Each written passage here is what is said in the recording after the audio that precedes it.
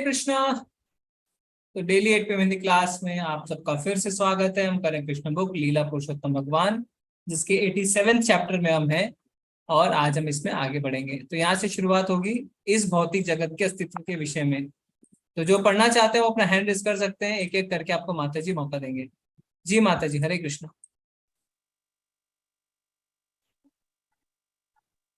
हरे कृष्णा। सरिता माता,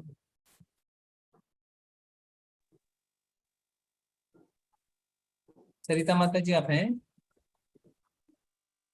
मेरी आवाज आ रही है? सरिता माता जी की आवाज नहीं आ रही है ना? आपकी आवाज आ रही है प्रभु जी। जी, लगता है सरिता माता जी के माइक में प्रॉब्लम है। कोई बात नहीं। भूमिका माता जी पढ़िए। हरे कृष्ण। हरे कृष्णा सभी को। प्रभु जी पढ़ूं मैं? जी जी। इस भौतिक जगत के अस्तित्व के विषय में अनेक तर्क हैं, किंतु वैष्णवों का दार्शनिक निष्कर्ष सर्वश्रेष्ठ है। घड़े का उदाहरण अत्यंत उपयुक्त है। घड़े का रूप अनित्य हो सकता है, किंतु इसका निश्चित प्रयोजन है। घड़े का प्रयोजन एक स्थान से दूसरे स्थान तक जल ले जाना है। उसी भांति यह भौतिक शरीर भी अनित्य है, किंतु इसका एक विशेष उपयोग है। सृष्टि के प्रारंभ से ही जीव को अनंत काल से संचित अपनी एकत्र इच्छाओं के अनुसार विभिन्न प्रकार की भौतिक देहों का विकास करने का अवसर प्रदान किया गया है। मानव शरीर एक विशेष अवसर है जिसमें चेतना के विकसित रूप का उपयोग किया जा सकता है। कभी कभी। धन्यवाद माता जी। हरे कृष्णा। हरे हरे कृष्णा। तो यहाँ पे एक बहुत ही सुंदर उदाहरण दिया जा रहा है मनुष्य शरीर को समझाने के लिए, घड़े का, है ना, मटका जिसे कहते हैं। तो क्या लिखा है? घड़े का रूप अनित्य हो सकता है घड़ा बड़ा हो, छोटा हो, टूट जाए फिर बने, पर उसका प्रयोजन निश्चित है। प्रयोजन मतलब उसका जो इस्तेमाल करने का पर्पस है वो निश्चित है। इसी तरीके से जो हमारा शरीर है, भौतिक शरीर, वो अनित्य है ना। अनित्य हमें पता है, बनता है, बिगड़ता है, एक शरीर दूसरा शरीर तीसरा शरीर, पर इसका प्रयोजन है। प्रयोजन क्या है? मनुष्य शरीर एक विशेष अवसर हमें प्रदान करता है। क्या है? हम आगे के पैराग्राफ में पढ़ेंगे।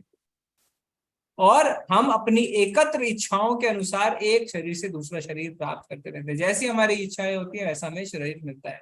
कितने शरीर हमें मिल सकते हैं? कितने शरीर मिल सकते हैं? कितने तरीके के शरीर मिल सकते हैं? हरे कृष्णा प्रभु जी। 84 लाख योनियों 84 में। लाख तरीकों के शरीर हमें मिल सकते हैं। जी जी, आगे पढ़ेंगे। ललिता माता जी आप पढ़िए। हरे कृष्णा प्रभु जी, धन्यवाद। श्री प्रभुपाद द्वारा कभी कभी मायावादी दार्शनिक यह तर्क प्रस्तुत करते हैं कि यदि वह भौतिक जगत सत्य है तो गृहस्थ लोगों को इस भौतिक जगत से अपना संबंध विच्छेद करके संन्यास ग्रहण करने का परामर्श क्यों दिया जाता है।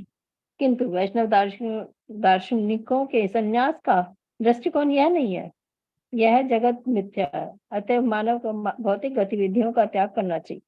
वैष्णव संन्यास का प्रयोजन है कि वस्तुओं का उचित उपयोग करें। श्री रूप गोस्वामी ने इस भौतिक जगत से व्यवहार करने के 2 सूत्र दिए हैं। जब एक वैष्णव जीवन की भौतिकतावादी रीति को त्याग कर संन्यास ग्रहण करता है तो वह ऐसा भौतिक जगत के मिथ्यात्व की धारणा के आधार पर नहीं करता, अपितु वह प्रत्येक को पूर्ण रूप से भगवान की सेवा में संलग्न करने के हेतु अपने को समर्पित करने के लिए ऐसा करता है। अतः श्री रूप गोस्वामी यह सूत्र प्रदान करते हैं, व्यक्ति को भौतिक जगत से अनासक्त रहना चाहिए, क्योंकि भौतिक मोह निरर्थक है। समस्त भौतिक जगत या समस्त सृष्टि भगवान की, श्री कृष्ण की है। अतः प्रत्येक वस्तु का उपयोग श्री कृष्ण के लिए ही करना चाहिए। भक्त को भौतिक वस्तुओं के प्रति अनासक्त रहना चाहिए। वैष्णव संन्यास का यही प्रयोजन है। भौतिकतावादी इंद्रिय तृप्ति के लिए जगत से चिपका रहता है, किंतु वैष्णव सन्यासी अपनी व्यक्तित्व इंद्रिय तृप्ति के लिए किसी वस्तु को स्वीकार नहीं करता, तथापि प्रत्येक वस्तु को भगवान की सेवा के लिए उपयोग करने की कला उसे ज्ञात होती है। अतः श्री रूप गोस्वामी ने मायावादी सन्यासियों की आलोचना की है, क्योंकि उन्हें ये ज्ञान नहीं है कि प्रत्येक वस्तु का भगवान की सेवा के लिए उपयोग होता है। उसके विपरीत वे जगत को मिथ्या मानते हैं और इस प्रकार भौतिक जगत के दूषणों से मुक्त होने का मिथ्या विचार करते हैं। प्रत्येक वस्तु परमेश्वर की शक्ति का एक अंश है, अतः अंश उतने ही वास्तविक है जितने की परमेश्वर। हरे कृष्णा प्रभु, धन्यवाद। ओके, ठीक है। तो यहाँ पे हमने पहले भी पढ़ा है पर वापस हम पढ़ रहे हैं कि मायावाद और वैष्णव जब सन्यास की बात करते हैं तो उसका अर्थ अलग है। मायावाद क्या कहते हैं? जगत मिथ्या है। पर वैष्णव कहते हैं जगत मिथ्या नहीं है। भगवान ने भगवत गीता में कहा है ये प्रकृति जीव दोनों क्या है? क्या है दोनों? प्रभु जी मेरे मेरे नित्य है। निर्देशों का पालन करते हैं, मेरे हिसाब से चलते हैं। हैं? दोनों क्या है? कैरेक्टरिस्टिक क्या है दोनों का? नित्य है प्रभु जी। नित्य है। दोनों हमेशा रहते हैं, बनते बिगड़ते हैं पर अस्तित्व हमेशा बना रहता है। तो जगत मिथ्या कैसे हो सकता है? भगवान की शक्ति है, भगवान की शक्ति कभी मिथ्या नहीं हो सकती।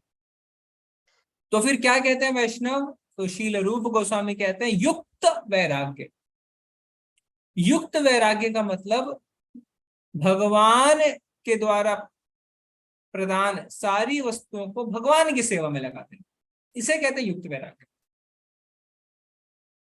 वास्तव में प्रभुपाद जी अपने तात्पर्यों में लिखते भी हैं कि सन्यास में मायावादी कहते हैं छोड़ दो।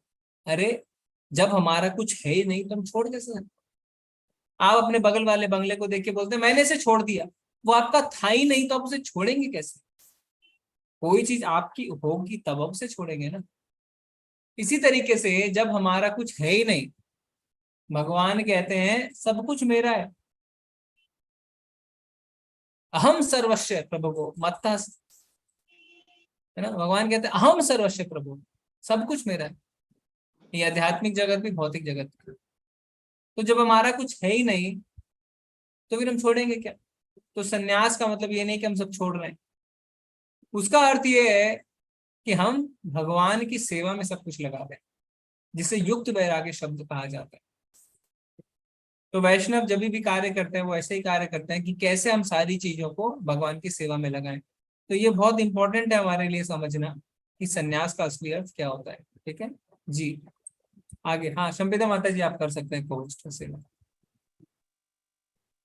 हरे कृष्णा जी प्रभु जी। गिरजा माता जी आप पढ़ लीजिए। हरे कृष्णा सबको। हरे कृष्णा प्रभु जी। श्रील प्रभुपाद की जय। प्रभुपाद द्वारा सृष्टि केवल अस्थायी रूप से अभिव्यक्त होती है, इसका ये अर्थ नहीं है कि ये मिथ्या है अथवा इसकी अभिव्यक्ति का स्रोत मिथ्या है। इसकी अभिव्यक्ति का स्रोत सत्य है, अतएव अभिव्यक्ति भी सत्य है, किंतु व्यक्ति को इसका उपयोग करने की रीति आनी चाहिए। यहाँ भी वही उदाहरण दिया जा सकता है। संपूर्ण भूमि से अस्थायी घड़े का उत्पादन किया जाता है, किंतु जब इसका उचित प्रयोग के लिए उपयोग किया जाता है तब घड़ा मिथ्या नहीं होता है। वैष्णव दर्शनियों को इस बौद्धिक जगत की अस्थायी रचना के उचित उपयोग की प्रणाली ज्ञात है, जैसे कि एक बुद्धिमान व्यक्ति को घड़े की अस्थायी रचना के उपयोग की विधि ज्ञात होती है। जब घड़े का उपयोग गलत उद्देश्य के लिए किया जाता है तब वो मिथ्या है। उसी भांति जब ये बौद्धिक शरीर या ये बौद्धिक जगत मिथ्या इंद्र तृप्ति हेतु प्रयुक्त किया जाता है तब वो मिथ्या है, किंतु यदि मानव शरीर तथा बौद्धिक सृष्टि का उपयोग परमेश्वर की सेवा के लिए किया जाता है तो उसकी गतिविधियां कभी भी मिथ्या नहीं होती है। अतएव भगवत गीता में इसकी पुष्टि की गई है कि देह तथा बौद्धिक जगत को भगवान की सेवा के लिए उपयोग करने की थोड़ी सी सेवा भावना व्यक्ति को जीवन के कर्तव्य संकटों से मुक्ति दिला सकती है, जब उसका उचित उपयोग किया जाता है।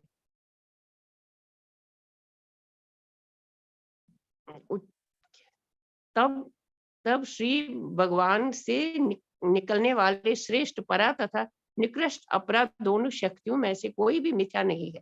जहां तक सकाम कर्मों का प्रश्न है वे मुख्यतः इंद्र तृप्ति के स्तर पर आधारित है। अतएव एक प्रगतिशील कृष्णा भावना भावित व्यक्ति उन्हें अंगीकार नहीं करता है। सकाम कर्मों का फल व्यक्ति का उच्चतर लोक स्वर्ग तथा उत्कर्ष कर सकता है, किंतु जैसा कि भगवत गीता में कहा गया है सर्व लोक में अपने पुण्य कर्मों के फल को भोगने के पश्चात मूर्ख लोग पुनः इस निम्न जगत में लौट आते हैं।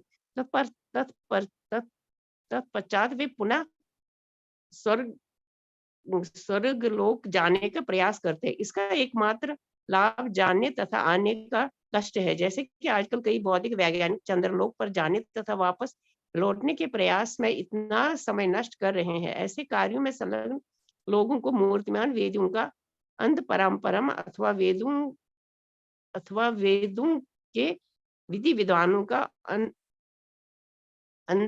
अनुसरण करने वाला कहते हैं। यद्यपि ऐसे संस्कारों का वेदों में निश्चित रूप से उल्लेख किया गया है, किंतु वे बुद्धिमान वर्ग के लोगों के लिए नहीं है। बौद्धिक सुख के अत्यधिक लगाव रखने वाले व्यक्ति सर्वाधिक लोगों तक उत्कर्ष करने की संभावना से मुक्त हो जाते हैं, अतएव वे ऐसे विधि विधानों से अंगीकार कर लेते हैं। किंतु एक बुद्धिमान व्यक्ति अथवा वस्तुओं को उनके वास्तविक रूप में देखने की इच्छा से पारंपरिक गुरु की शरण में आया हुआ व्यक्ति सकाम कर्म नहीं करता है, अब तो वो भगवान की दिव्य प्रेमा सेवा में संलग्न हो जाता है। हरे कृष्णा प्रभु। धन्यवाद। धन्यवाद। हरे कृष्णा। तो क्या बता रहे हैं यहाँ पे? सृष्टि केवल अस्थायी रूप से अभिव्यक्त होती है ना? तो सृष्टि जैसा हमने डिस्कस किया, जो प्रकृति है, नेचर है, वो है नित्य, शाश्वत, सनातन, बनती बिगड़ती रह सकती है। पर इसका अर्थ ये नहीं है, जैसे शरीर जो है, जीवात्मा एक शरीर से दूसरे शरीर में जाता है, पर इसका अर्थ ये नहीं कि आत्मा खत्म हो गया। उसी तरीके से प्रकृति, सृष्टि कभी खत्म नहीं होती है। इसका यह अर्थ नहीं है कि यह मिथ्या है अथवा इसका अभिव्यक्ति का स्तोत्र मिथ्या है। वैष्णव दार्शनिक को इस भौतिक जगत की अस्थायी रचना के उचित उपयोग की प्रणाली ज्ञात है। क्या प्रणाली है? जैसा कि एक बुद्धिमान व्यक्ति को घड़े की अस्थायी रचना के उपयोग की विधि पता है। तो मटका एक दिन टूटेगा, है ना, मिट्टी में वापस मिल जाएगा, पर जितने दिन उसका अस्तित्व है उतने दिन एक बुद्धिमान व्यक्ति को पता है कि हम इसमें जल को एक स्थान से दूसरे स्थान पे ले जा सकते हैं। किंतु यदि मानव शरीर तथा भौतिक सृष्टि का उपयोग परमेश्वर की सेवा के लिए किया जाए तो उनका गतिविधि कभी भी मिथ्या नहीं होती। तो वास्तव में हमारे शरीर का क्या प्रयोजन है? शरीर का प्रयोजन है भगवान की सेवा करना, क्योंकि शरीर के माध्यम से ही आप भक्ति कर सकते हैं। एक जानवर भक्ति नहीं कर सकता, एक पेड़ भक्ति नहीं कर सकता, एक मनुष्य का शरीर ही भक्ति कर सकता है। भक्ति यानी भगवान की सेवा। और जब ऐसा करेंगे तब आप अपने आत्मा को यानी अपने आप को इस भौतिक दुनिया से निकाल के आध्यात्मिक जगत में प्रवेश करवा सकते हैं। पर क्या होता है, कई लोग किस चीज में लग जाते हैं? कई लोग स्वर्ग में लग जाते हैं, स्वर्ग प्राप्ति। खाली पुण्य कार्य करते हैं, अच्छे अच्छे कार्य करते हैं, सकाम कर्म करते हैं। सकाम कर्म यानी फल की इच्छा से किए गए कर्म, और स्वर्ग की प्राप्ति होती है। पर क्या होता है? क्षीणे पुण्य मर्त्यलोकम विसंति। जैसे आपके पुण्य खत्म होने लगते हैं, आपको वापस धरती लोक पे भेज दिया जाता है ना। हम उदाहरण देखते हैं ना, जितना गाड़ी में पेट्रोल डलवाएंगे गाड़ी उतनी चलेगी, हमेशा थोड़ी चलेगी। जितना दिन आप घर का भाड़ा देंगे उतने दिन उस घर में रह सकते हैं। जैसे ही डीजल खत्म, पेट्रोल खत्म, भाड़ा खत्म, आपको निकाल दिया जाएगा। पर फिर वो वापस लग जाते हैं स्वर्ग प्राप्ति में कि हमें तो स्वर्ग जाना है, स्वर्ग। तो इस तरीके से आते रहते हैं, जाते रहते हैं, आते रहते हैं, जाते रहते हैं, प्रकृति में ही अपना जीवन बिताते हैं। भगवत गीता में भगवान कह रहे हैं ऐसे लोग प्रकृति में ही अपना जीवन बिताते रहते हैं, बिताते रहते हैं, बिताते रहते हैं। पर लाभ क्या है? लाभ कुछ भी नहीं है, क्योंकि हम निकल नहीं पा रहे हैं जन्म मृत्यु के चक्र से। और वास्तव में मनुष्य शरीर मिला है कि जिससे हम जन्म मृत्यु के चक्र से बाहर निकल पाए। ठीक है जी, आगे पढ़ेंगे। हरे कृष्णा। निभु माता जी हरे कृष्णा पढ़िए आप। प्रभु। जो व्यक्ति भक्त नहीं है वह भौतिक कारणों से बौद्धिक विधि विधानों का अंगीकार करते हैं और तत्पश्चात वे दिग्भ्रमित हो जाते हैं। इसका एक सजीव उदाहरण दिया जा सकता है। करोड़ों रुपए के नोटों का स्वामी एक बुद्धिमान व्यक्ति उन रुपयों का उपयोग किए बिना ही उन्हें रखे नहीं रहता है, जबकि उसे भली भांति यह ज्ञात होता है कि अपने आप में नोट कागज मात्र है और अन्य कुछ भी नहीं। जब व्यक्ति के पास करोड़ों रुपए के नोट होते हैं तब वास्तव में वह केवल कागजों के एक विशाल गट्टर का स्वामी होता है, किंतु यदि वह इसका उपयोग किसी प्रयोजन के लिए करता है तो वह लाभान्वित होता है। उसी भांति जबकि वह भौतिक जगत कागज की भांति मिथ्या हो सकता है, किंतु उसका भी उचित लाभकारी उपयोग। रुपए के नोटों को सरकार चलाती है, अतः उनका पूरा मूल्य है। इसी भांति यह भौतिक जगत भी मिथ्या तथा अस्थायी हो सकता है, किंतु परमेश्वर से निकलने के कारण इसका पूरा मूल्य है। वैष्णव दार्शनिक तथा भौतिक जगत के मूल्य को पहचान कर इसे स्वीकार करते हैं तथा डेली उन्हें एक्टिविटी उसके क्लास उचित में आप सबका फिर से स्वागत है। हम करें कृष्ण उपयोग की विधि ज्ञात है, जबकि मायावादी दार्शनिक भूल से रुपए के नोटों को मिथ्या कागज मानकर उसका त्याग कर देता है तथा धन का उपयोग नहीं कर सकता है। अतः श्रील रूप गोस्वामी कहते हैं कि श्री भगवान की सेवा को साधन के रूप में इस भौतिक जगत की महत्ता पर विचार न करते हुए यदि कोई इस भौतिक जगत को मिथ्या मानकर इसका परित्याग कर देता है तो ऐसे त्याग का मूल्य अत्यल्प है। जो व्यक्ति भगवान की सेवा के निमित्त इस भौतिक जगत के यथार्थ मूल्य को जानता है, जिसे भौतिक जगत से मोह नहीं है तथा जो इंद्रिय तृप्ति के लिए भौतिक जगत को स्वीकार न करके इसका परित्याग करता है, वही वास्तविक त्यागी अथवा सन्यासी है। यह भौतिक जगत भगवान की भौतिक शक्ति का विस्तार है। अतः यह सत्य है। सर्प तथा रज्जु के दृष्टांत के द्वारा कभी कभी जो निष्कर्ष निकाला जाता है कि जगत मिथ्या है, वह सत्य नहीं है। यह जगत मिथ्या नहीं है। हरे कृष्णा। वास्तव हम तो हमेशा से सुनते आए ना, जगत मिथ्या है, जगत मिथ्या है, जगत मिथ्या, पर ये मायावादी सोच। प्रभुपाद जी बता रहे हैं अगर मान भी लिया जाए कि जगत मिथ्या है तो भी क्योंकि ये भगवान से निकली है तो इसका कुछ मूल्य है। भगवान से निकली हुई कोई भी चीज बेकार नहीं है, कोई ना कोई मूल्य उसका जरूर है। जिस तरीके से एक नोट है तो कागज का टुकड़ा, पर क्योंकि उसे सरकार चलाती है ना, नोट पे आप देखेंगे लिखा रहता है आई प्रॉमिस टू पे द बियरर, मैं वचन देता हूँ। क्योंकि सरकार वचन देती है कि जिसके हाथ में ये 500 का नोट है उसे मैं 500 रुपए 500 वर्थ ऑफ चीज देंगे उसे, इसीलिए उसकी वैल्यू। दूसरे देशों में अगर आप जाएंगे तो क्या होता है, जैसे जब डिमोनेटाइजेशन हुआ है ना, तब क्या हुआ, 2000 के नोट बंद, और अगर उस तारीख तक आपने वो नोट बैंक में जमा नहीं करा है तो वो नोट अब कागज का टुकड़ा ही बन गया। तो सोचिए फर्क क्या था उस तारीख से पहले, उस तारीख के बाद फर्क क्या था। सरकार ने कहा इस तारीख के बाद मैं इस नोट को बैकिंग नहीं दूंगी, यानी अब मैं इसको अपना पावर नहीं है, सरकार इसमें अब ऑथराइज नहीं करेगी इस नोट को।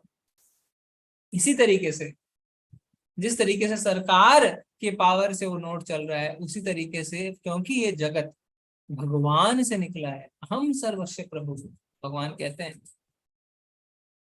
तो इसका कोई मूल्य है, मिथ्या नहीं है। तो हमें इसका उपयोग करना है भगवान की सेवा में। मायावादी एक सुंदर से फूल को देखते हैं, दूर भाग जाते हैं, माया माया माया माया। वैष्णव क्या करते हैं, उस फूल को तोड़ते हैं, भगवान के चरण कमलों को अर्पित करते हैं। स्वादिष्ट खाना है, मायावादी नहीं खाते हैं, माया माया माया। वैष्णव क्या करते हैं, भगवान के लिए भोजन बनाते हैं, फिर प्रसाद रूप में उसे ग्रहण करते हैं। मायावादी नाचते नहीं है, वैष्णव क्या करते हैं, भगवान के कीर्तन पे नाचते हैं। तो सारी चीजों को भगवान की सेवा में लगा दिया जाता है, इसे ही कहते हैं युक्त वैराग्य। और इससे हमें ये भी पता चलता है कि ये जगत जो है वो मिथ्या नहीं है, ये भगवान की एनर्जी है। तो भगवान की शक्ति को भगवान की सेवा में ही लगा दें। ठीक है जी, आगे पढ़ेंगे। हरे कृष्णा। मित्तल माता जी पढ़िए। हरे कृष्ण। मूर्तिमान वेदों ने आगे कहा, अपने अस्थायी अस्तित्व की चंचल प्रकृति के कारण अल्पबुद्धि मानवों को यह सृष्टि मिथ्या प्रतीत होती है। मायावादी दार्शनिक इस जगत को मिथ्या बताने वाले अपने सिद्धांत को सिद्ध करने के लिए इस सृष्टि की चंचल प्रकृति का लाभ उठाते हैं। वेदों के अनुसार सृष्टि से पूर्व इस जगत का कोई अस्तित्व नहीं था तथा प्रलय के उपरांत जगत का अस्तित्व नहीं रहेगा। शून्यवादी दार्शनिक भी वेदों के इस मत का लाभ उठाकर यह निष्कर्ष निकालते हैं कि इस भौतिक जगत का कारण शून्य है, किंतु वेदों का आदेश यह नहीं कहता है कि वह यह शून्य है। वेदों का निर्देश सृष्टि के उद्गम तथा प्रलय की परिभाषा इस प्रकार करता है, यतो वा इमानि भूतानि जायन्ते, अर्थात वह जिनसे यह सृष्टि निकलती है तथा प्रलय के उपरांत जिनमें प्रत्येक वस्तु विलीन हो जाएगी। इसी को वेदांत सूत्र में तथा श्रीमद् भागवत के प्रथम अध्याय के प्रथम श्लोक में जन्माद्यस्य शब्द के द्वारा स्पष्ट किया गया है। वह जिससे प्रत्येक वस्तु उत्पन्न होती है।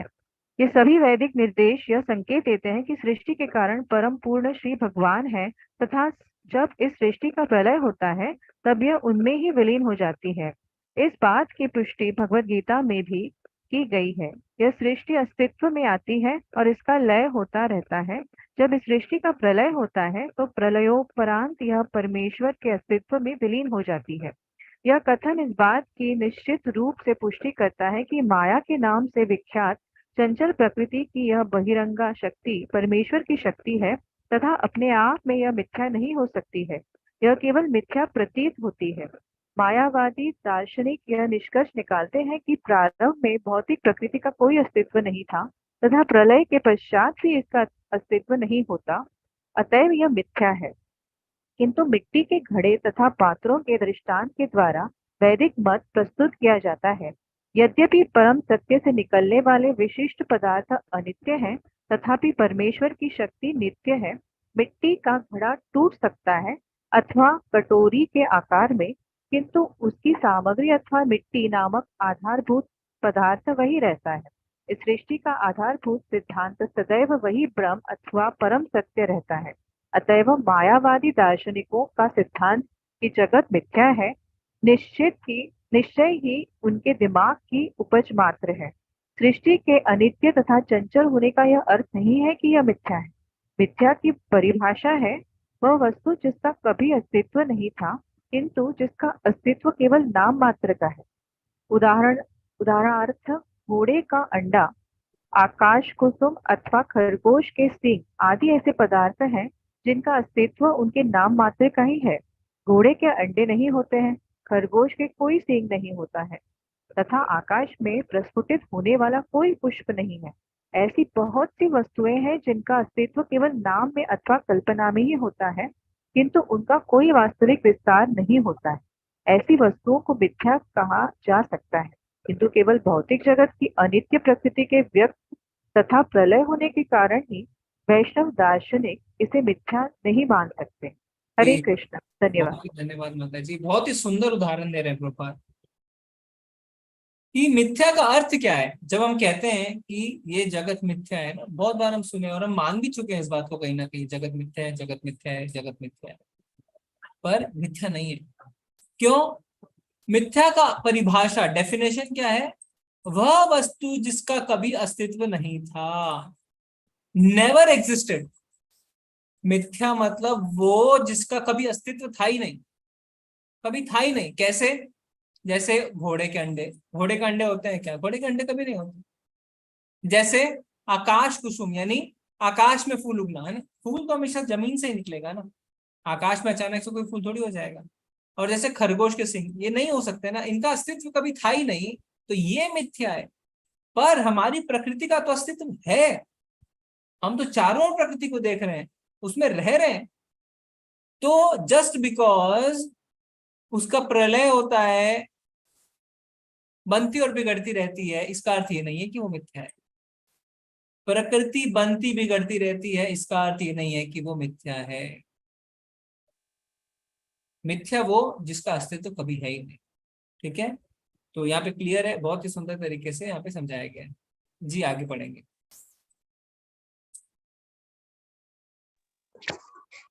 हरे कृष्णा। तान्या माता जी आप कर लीजिए।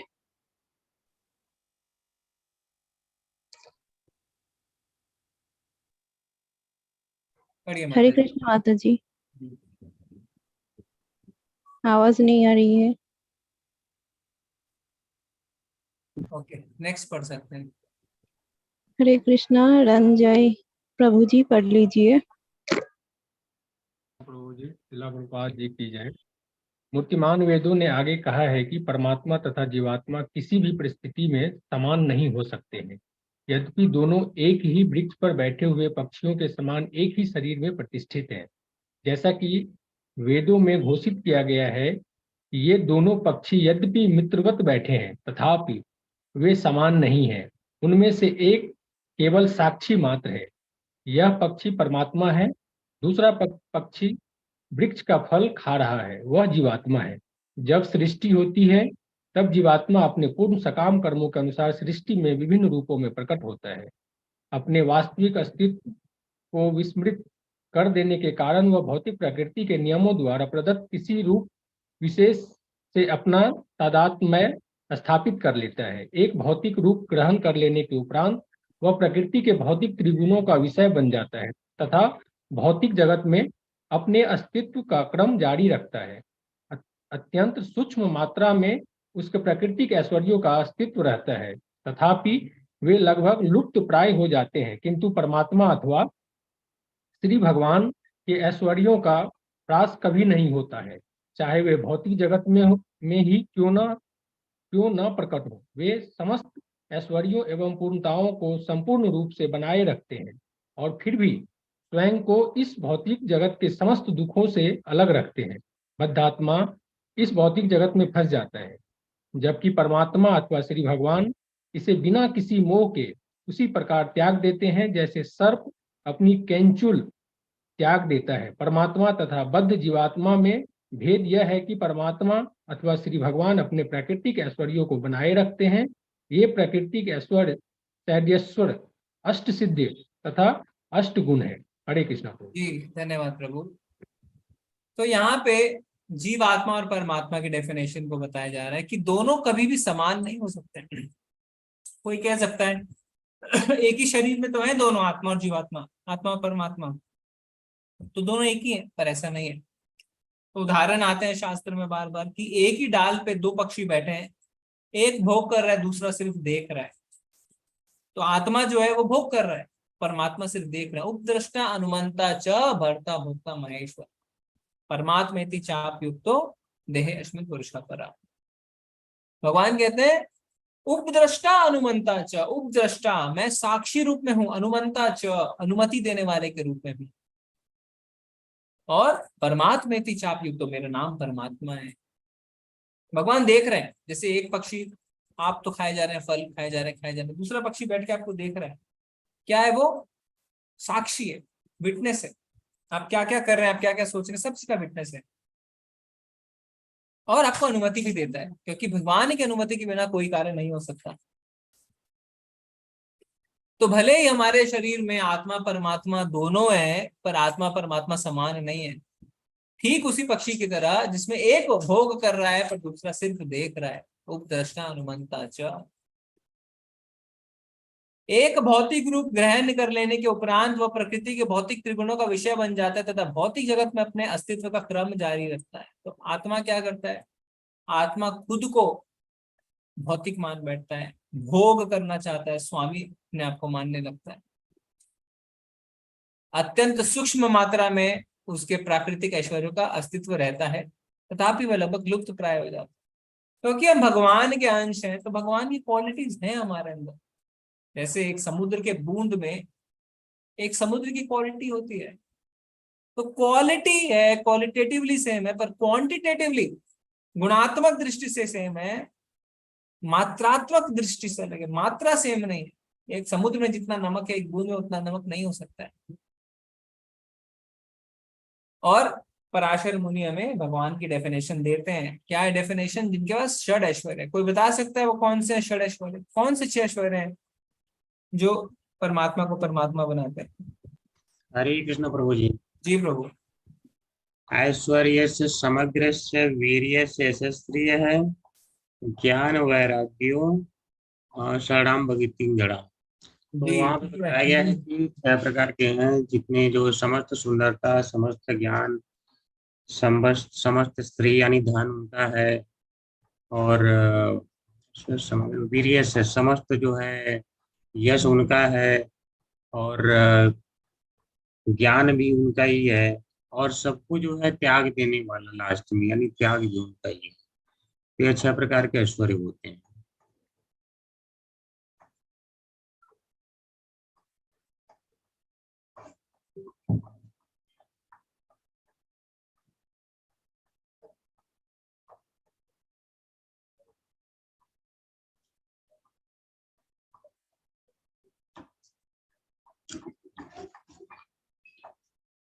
धन्यवाद प्रभु जी, बहुत ही अच्छा बताया प्रभु जी ने। तो जो जिनके पास वो 6 ऐश्वर्य होते हैं वही परमात्मा कहलाते हैं। ठीक है, थैंक यू प्रभु। आगे बढ़ेंगे। हरे कृष्णा, निशी माता जी पढ़ लीजिए। हरे कृष्ण। अपनी अल्पज्ञता के कारण मायावादी दार्शनिक यह तथ्य विस्मृत कर देते हैं कि श्री कृष्ण सदैव ही षडैश्वर्यों, अष्ट दिव्य गुणों तथा अष्ट सिद्धियों से परिपूर्ण रहते हैं। कोई भी धन, बल, सौंदर्य, यश, ज्ञान तथा वैराग्य में श्री कृष्ण से बढ़कर नहीं है। यही षडैश्वर्य है। श्री कृष्ण के अष्ट दिव्य गुणों में सर्वोत्तम यह है कि भौतिक अस्तित्व का दूषण उन्हें कभी स्पर्श नहीं करता है।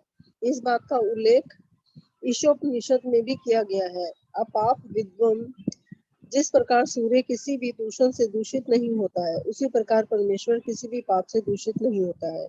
उसी के समान यद्यपि कभी कभी श्री कृष्ण के कर्म अपवित्र प्रतीत हो सकते हैं, किंतु वे ऐसे कर्मों से कभी भी दूषित नहीं होते हैं। द्वितीय दिव्य गुण है कि श्री कृष्ण की कभी मृत्यु नहीं होती है। भगवत गीता के 4थे अध्याय में वे अर्जुन को सूचित करते हैं कि वे तथा अर्जुन दोनों ही अनेक बार इस भौतिक जगत में प्रकट हो चुके हैं, किंतु केवल श्री कृष्ण ही भूत भविष्य तथा वर्तमान की ऐसी समस्त गतिविधियों को स्मरण रखते हैं। इसका अर्थ है कि उनकी कभी मृत्यु नहीं होती है। विस्मृति का कारण मृत्यु है। जब हमारी मृत्यु होती है तब हम अपना शरीर परिवर्तित करते हैं, वही विस्मृति है। किंतु श्री कृष्ण को कभी भी विस्मृति नहीं होती है। वे भूतकाल में घटित प्रत्येक घटना का स्मरण कर सकते हैं। अन्यथा वे यह कैसे स्मरण कर सकते थे कि उन्होंने भगवत गीता में योग प्रणाली का उपदेश प्रथम सूर्यदेव विवस्वान को दिया था। अतएव उनकी कभी भी मृत्यु नहीं होती है, ना ही वे कभी वृद्ध प्रतीत होते। श्री कृष्ण किसी भी पाप के द्वारा दूषित नहीं हो सकते हैं। श्री कृष्ण की कभी मृत्यु नहीं होती है। श्री कृष्ण कभी वृद्ध नहीं होते हैं तथा कभी भी शोक के भागी नहीं होते हैं। श्री कृष्ण को कभी क्षुधा तथा तृष्णा नहीं सताती है। वे जिस किसी वस्तु की भी इच्छा करते हैं वह पूर्णतः नियमानुकूल है तथा वे जो कुछ भी निश्चय करते हैं उसे कोई परिवर्तित नहीं कर सकता है। ये श्री कृष्ण के दिव्य गुण है। इसके अतिरिक्त श्री कृष्ण योगेश्वर के नाम से भी विख्यात है। वे समस्त ऐश्वर्यों अथवा सिद्धियों के स्वामी हैं, जैसे कि अनिमा सिद्धि अर्थात सूक्ष्मतम से भी सूक्ष्म बनने की शक्ति। ब्रह्म संहिता में कहा गया है कि श्री कृष्ण ने अणु में भी प्रवेश किया है। अंडांतरस्थ परमाणु ज्यांतर स्तंभ, इसी के समान गर्भोदक्षाई विष्णु के रूप में श्री कृष्ण विशाल ब्रह्मांड में है तथा वे कारण समुद्र में महाविष्णु के रूप में इतने विशाल शरीर में शयन कर रहे हैं कि जब उच्छ्वास लेते हैं तब उनके शरीर से करोड़ों अरबों ब्रह्मांड निकलते हैं। इसे महिमा सिद्धि कहते हैं। श्री कृष्ण लघिमा सिद्धि के भी स्वामी हैं। वे सर्वाधिक अल्प भार वाले बन सकते हैं। भगवत गीता में कहा गया है कि श्री कृष्ण इस ब्रह्मांड अथवा अणुओं में प्रवेश करते हैं, इसी कारण समस्त ग्रह वायु में तैर रहे हैं। भारहीनता की यही व्याख्या है। श्री कृष्ण की प्राप्ति नामक सिद्धि के भी स्वामी है। वे अपनी इच्छा होने पर कुछ भी प्राप्त कर सकते हैं। इस भांति उन्हें ईशिता अथवा नियंत्रण की शक्ति भी प्राप्त है। उन्हें परम नियंता परमेश्वर कहा जाता है। इसके साथ साथ श्री कृष्ण किसी को भी अपने वश में कर सकते हैं। इसे वशीता कहते हैं। हरे कृष्ण जी, धन्यवाद माता जी। भगवान की शक्तियों का यहाँ पे डिस्कशन हो रहा है कि कोई भी धन बल सौंदर्य यश ज्ञान तथा वैराग्य में श्री कृष्ण से बढ़कर नहीं होता, क्योंकि ये भगवान के 6 ऐश्वर्य हैं और ये सबसे अधिक मात्रा में है। तो हो सकता है कि कोई मानव, कोई जीव बहुत धनी हो सकता है, बहुत बलशाली हो सकता है, बहुत सुंदर हो सकता है, पर हमेशा के लिए नहीं हो सकता, है ना। मिस वर्ल्ड, मिस यूनिवर्स, ना जाने क्या क्या, पर बुढ़ापे में झुर्रियां आएंगी, वो हमेशा के लिए सुंदर नहीं रह सकते। बहुत धनी कोई हो सकता है पर लिमिटेड धन है ना, नंबर 1, नंबर 2, नंबर 3, हमें पता है उनके पास कितना धन है, पर भगवान के पास क्या है? शास्त्र लक्ष्मी उनकी सेवा कर रही है। लक्ष्मी जो धन की देवी है वो उनके पांव दबा रही है। और आगे क्या है? इस बात का उल्लेख ईशोपनिषद में किया गया है, अपाप विद्धम, यानी जिस प्रकार सूर्य किसी भी दूषण से दूषित नहीं होता, उसी प्रकार परमेश्वर कभी दूषित नहीं होते। कई बार हम सोचते हैं भगवान को श्राप लग गया, भगवान कर्मों के फल भोग रहे हैं। भगवान ने भगवत गीता में साफ साफ कहा है, क्या? मैं कर्मों के फलों से नहीं बंधता, मुझे कोई पाप नहीं छू सकता। अपाप विद्धम, अपाप विद्धम मतलब मुझे कोई भी कर्म दूषित नहीं कर सकता। जैसे सूर्य को कुछ भी दूषित नहीं कर सकता है ना, उल्टा है, जहां सूर्य की रोशनी जाती है वहां अगर कुछ दूषित भी है तो वो ठीक हो जाता है। तो इसी तरीके से क्या बताया गया है यहाँ पे कि श्री कृष्ण कभी वृद्ध नहीं होते हैं, उनकी कभी मृत्यु नहीं होती है, उन्हें पाप कोई छूता नहीं है। इसीलिए उन्हें क्या कहा जाता है? आदि पुरुषम। ब्रह्मा जी उन्हें कहते हैं आदि पुरुष, एंशियंट पुरुष। पर इसका मतलब ये नहीं कि बड़ी बड़ी दाढ़ी है, नहीं, हमेशा नौजवान है। नव यौवनम च, ब्रह्मा जी कहते हैं ब्रह्म संहिता में नव यौवनम च, हमेशा नवयुवक की तरह लगते हैं, तो कभी वृद्ध नहीं होते हैं। और उनके पास सारी सिद्धियां हैं ना, उन्हीं से तो सारी सिद्धियां निकल रही हैं, तो सारी सिद्धियां उनके पास हो सकती है, होंगी। और अलग अलग सिद्धियों की यहाँ पे डिस्कशन की गई। अनिमा सिद्धि यानी अपने आप को छोटे से छोटा बनाना। भगवान कहते हैं ना कि मैं हर अणु में हूँ, हर जगह हूं मैं, इसीलिए तो भगवान खंबे से निकल जाते हैं नरसिंह भगवान के रूप में, भगवान हर जगह है। ठीक है, अनिमा सिद्धि की यहाँ पे बात हो रही है। फिर उसके लघिमा सिद्धि के बाद यहाँ पे फिर और भी कई सिद्धियों की बात हो रही है। ओके, प्रभु ठीक जी है। और आगे करना है। हाँ, हम यहीं पे स्टॉप करेंगे माता जी, आप इसको नोट कर लीजिए पेज नंबर। ओके, बहुत बहुत धन्यवाद आप सभी का। किसी का कोई कमेंट है, कुछ छूट गया है, कुछ बताना चाहते हैं, कोई प्रश्न है तो पूछ सकते हैं। सरिता माता जी, आज प्रभु आपकी जी आवाज नहीं आ रही थी। हाँ माता जी बोलिए। वो तानिया माता जी एक थे। हाँ हरे कृष्णा। तानिया माता जी जो पढ़ नहीं पाया माता जी, आवाज आ रही है प्रभु जी? जी, आ रही है मुझे। जी जी, ठीक है। जी हरे कृष्णा। तो तानिया माता जी जो थे तो वो बोल रहे थे कि शेल्टर फॉर्म के बारे में बोल रहे थे। उनका 16 राउंड नहीं होता है, लेकिन उनको फॉर्म फिल करना है तो बोल रहे थे क्या कर सकते नहीं हैं। तो शेल्टर फॉर्म में तो लिखा हुआ है ना, उसमें पूछते हैं कि आप कितने समय से 16 माला कर रहे हो। तो बिना 16 माला के आप शेल्टर नहीं भर सकते हैं, एस्पायर भर सकते हैं। एस्पायर मतलब कि हाँ मेरी इच्छा है करने की, तो गुरु महाराज का आशीर्वाद मिलता है उसमें। तो एस्पायर का फॉर्म भी मैं शेयर कर दूंगा माता जी आपके साथ, उनको एस्पायर का फॉर्म शेयर कर दीजिए। जी और कल्पना माता जी भी मुझे फोन करे थे तब, कुछ जी उनको भी जानना है कैसे करना है, तो आप जी थोड़ा सा जी। बोल दीजिए। हाँ, कल्पना माता जी पूछिए क्या प्रश्न है। हरे कृष्ण प्रभु जी। प्रभु जी, अपनी जब मंगल आरती होती है तो उसमें अपन भगवान के लिए यानी ठाकुर जी के लिए पूरा तैयार करके करते हैं कि पहले आरती करते बाद में उनके श्रृंगार वगैरह करते हैं? बाद में श्रृंगार होता है माता जी। पहले हम सुबह भगवान को उठाते हैं, उठा के उन्हें कुछ खिलाते हैं। खिलाने के बाद फिर हम मंगल आरती करते हैं। फिर उसके बाद श्रृंगार होता है, इसलिए तो दर्शन आरती होती है ना, दर्शन आरती श्रृंगार आरती जिसे कहते हैं, श्रृंगार के बाद वाली आरती। ठीक है। प्रभु जी, अपन पहले ठाकुर जी को उठाते तो अपन कुछ भी यानी जैसे दूध है एक खिला सकते हैं और फिर आरती हाँ तो करेंगे हाँ, कुछ मंगल मीठा, आरती ना? जनरली कुछ मीठा खाते हैं, फल वगैरह है या कुछ मीठा आपने बनाया तो मीठा। जी ठीक है। प्रभु जी, जी यही जी। पूछना था प्रभु जी मुझे कि हरे कृष्ण हरे कृष्ण हरे कृष्ण। ओके, और कोई प्रश्न है किसी का? हरे कृष्ण प्रभु जी। जी मैडम जी। प्रभु जी, बेसिक क्वेश्चन है, गौरनी गौरनीताई मतलब क्या है प्रभु जी? वो 2 नंबर क्यों है ये मुझे पता नहीं। हाँ, गौर और निताई। गौर मतलब गौरांगा, गौरांगा मतलब भगवान श्री कृष्ण। निताई मतलब नित्यानंद, नित्यानंद मतलब बलराम जी। तो गौर निताई मतलब कृष्ण और बलराम। गौर मीन्स सफेद नो प्रभु जी? श्री कृष्ण सफेद नहीं है ना, वो तो काला है ना प्रभु जी? हाँ काले हैं, बट ऐसा नहीं है ना, हम तो मंदिर में उनको सफेद मार्बल में भी रखते हैं ना। आपको कैसे पहचानना है कि दो अगर है तो कौन सा इसमें कृष्ण है, कौन सा बलराम जी है? तो जगन्नाथ जी का जब डीटी होते हैं ना तो क्या होता है, सबसे राइट हैंड साइड में जगन्नाथ जी होते हैं और सबसे लेफ्ट हैंड साइड में बलराम जी होते हैं, करेक्ट? यस यस प्रभु और जी। बीच में सुभद्रा मैया। तो इसी तरीके हाँ से गौर निताई में राइट हैंड साइड में गौर है यानी कृष्ण है, लेफ्ट हैंड साइड में निताई यानी बलराम जी। हाँ ओके ऐसे हमेशा ओके याद रखिए, राइट साइड हमेशा Krishna, left side Balram. Okay. Okay okay, और धन्यवाद प्रभु जी। हाँ, कभी कभी उन्हें निमाई और निताई भी कहते हैं, तो वो कंफ्यूज मत हो। निमाई मतलब जो नीम के पेड़ के नीचे पैदा हुए, यानी हाँ गौरांग हाँ, जी यानी कृष्ण जी। ठीक है। निताई मतलब नित्यानंद, नित्यानंद मतलब Balram ji. Okay. Okay okay okay, धन्यवाद प्रभु जी। हे कृष्ण। हरे कृष्णा प्रभु जी। हम्म। आवाज आ रही है प्रभु जी? हाँ माता जी बोलिए।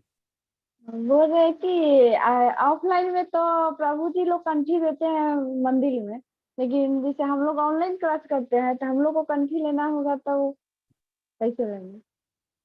जी, हम लोग कंठी आप खरीद सकते हैं, मंदिर से ऑर्डर कर सकते हैं, और नहीं तो कोई बगल आपका मंदिर है वहां जाके भी ले सकते हैं, है ना। हाँ, यही पूछ रहे थे कि हाँ, मांगलिए ऑफलाइन में तो प्रभु जी लोग देते हैं, लेकिन ऑनलाइन में तो वहां जाना पड़ेगा, नहीं तो यही। नहीं तो आपको ऑर्डर करना पड़ेगा, हम आपके घर पे भिजवा देंगे, ठीक है। ठीक। जी, अवानी माता जी को लिरिक्स चाहिए मंगल आरती की, माता जी डाल दीजिएगा ग्रुप में। जी, हरे कृष्ण प्रभु जी, अभी आपने शेल्टर फार्म का बोला, उसके पहले एक कौन सा फार्म बोला कि जो भर देंगे तो उससे प्रभु है अपने गुरु महाराज जी को। एस्पायर, एस्पायर, तो एस्पायर, एस्पायर, ठीक है। हम तो मुझे 20+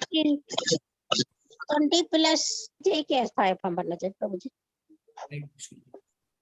ओके, तो हम चलेंगे, आज सबके प्रश्न हो गए हैं, बहुत बहुत धन्यवाद। कल संडे, हम मंडे को मिलते हैं और चैप्टर को कंटिन्यू करेंगे। वांछा कल्पतरुभ्यश्च कृपा सिंधुभ्येव च पतितानां पावनेभ्यो वैष्णवेभ्यो नमो नमः। अनंत कोटि वैष्णव वृंद की जय। प्रभुपाद की जय। श्री कृष्ण सभी को प्रणाम। हरे कृष्ण प्रभु जी। प्रभु जी। कृष्ण प्रभु जी, धन्यवाद।